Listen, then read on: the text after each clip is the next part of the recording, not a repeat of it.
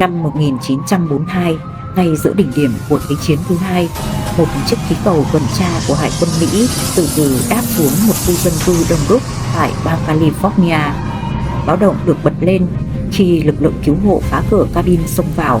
Họ chứng kiến một cảnh tượng vô cùng rùng rợn. Bộ đàm vẫn đang bật ở chế độ phát sóng, dương tài liệu mật vẫn nằm nguyên vị trí, áo phao cứu sinh chưa từng được sử dụng.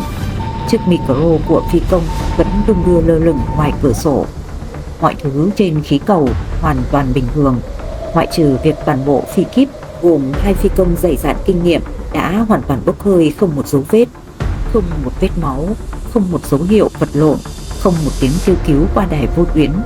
Bằng cách nào hai sĩ quan quân đội có thể biến mất giữa không trung trên một chiếc khí cầu đang bay? Hãy cùng NP mở lại hồ sơ mật về khí cầu L8, bí ẩn quân sự chưa từng có lời giải của Hải quân Hoa Kỳ.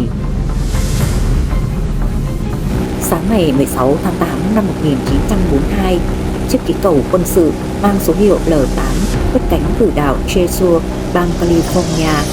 Nhiệm vụ của nó rất rõ ràng: tuần tra vùng biển Thái Bình Dương để săn tìm các tàu ngầm của Hải quân Nhật Bản đang rình rập bờ biển nước Mỹ.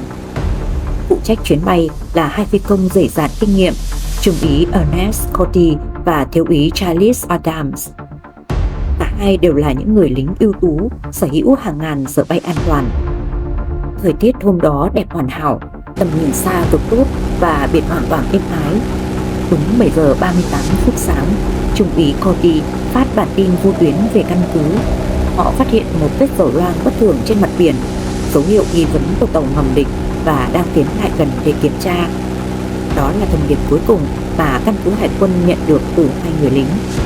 Kể từ giây phút đó, một khoảng lặng vô hình và đáng sợ bắt đầu bao trùm lên chiếc L8. Nhiều giờ trôi qua mà không thấy chiếc L8 phát bản tin tiếp theo.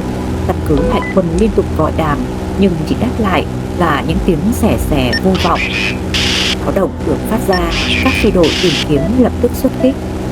Đến giữa trưa, người dân tại thị trấn ven biển Daly City kinh hoàng phát hiện chiếc khí cầu L8 đang trôi dạt tự do trên không trung. Nó mất kiểm soát, chao đảo qua các mái nhà và quét vào đường dây điện, rồi cuối cùng hạ cánh sập xuống ngay giữa một con phố sầm uất. Người dân và cảnh sát lao đến, hy vọng giải cứu các phi công bị thương, nhưng khi mở cửa cabin, họ phải đứng hình vì kinh ngạc. Trong cabin hoàn toàn trống rỗng, động cơ vẫn hoạt động bình thường, nhiên liệu vẫn còn đủ cho nhiều giờ bay. Áo phao cứu sinh, thứ bắt buộc phải mặc nếu nhảy xuống biển, vẫn treo nguyên trên vách cabin. Thậm chí, chiếc dương chứa các tài liệu mật của quân đội vẫn nằm nguyên vẹn, không hề bị đụng đến. Hải quân Hoa Kỳ lập tức phong tỏa hiện trường và mở một cuộc điều tra quy mô lớn chưa từng có. Hàng loạt giả thiết được đặt ra để giải thích cho sự biến mất vô lý này. Liệu họ có bị tàu ngầm Nhật Bản bắt giữ?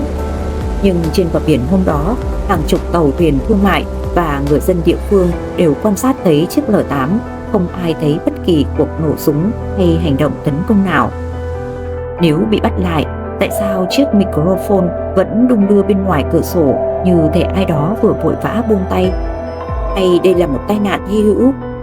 Phải chăng một trong 2 người bị trượt chân ngã ra ngoài và người còn lại lao theo để cứu? Nhưng quy định quân sự nghiêm ngặt và cấu tạo cửa sổ của chiếc L8 khiến khả năng cả hai cùng trượt chân ngã xuống biển mà không kịp bấm nút phát tín hiệu SOS là điều gần như không thể xảy ra. Hồ sơ điều tra kết luận, không hề có sự can thiệp của phe địch, không có dấu hiệu thảm họa kỹ thuật. 2 phi công đơn giản chỉ là đã biến mất vào hư không. Năm 1943, sau một năm tìm kiếm vô vọng, không phát hiện bất kỳ thi thể hay mảnh vỡ nào, Hải quân Mỹ chính thức tuyên bố trung úy Cody và thiếu úy Adams đã hy sinh. Kỳ lạ thay, bản thân chiếc khí cầu L8 lại không hề bị ma quỷ hay vận xui ám ảnh. Sau vụ án, nó được sửa chữa, đổi tên thành America và tiếp tục phục vụ trong quân đội cho đến hết chiến tranh, trước khi được bán cho tư nhân để làm khí cầu quảng cáo. Nhưng câu hỏi về số phận của 2 người phi công năm ấy thì mãi mãi nằm lại dưới đáy đại dương hoặc tan biến vào bầu trời California. vụ án khí cổng ma L8 vẫn đứng đó như một trong những bí ẩn đen tối và kỳ lạ nhất trong lịch sử quân sự thế giới. Cảm ơn các bạn đã theo dõi câu chuyện hôm nay của NP.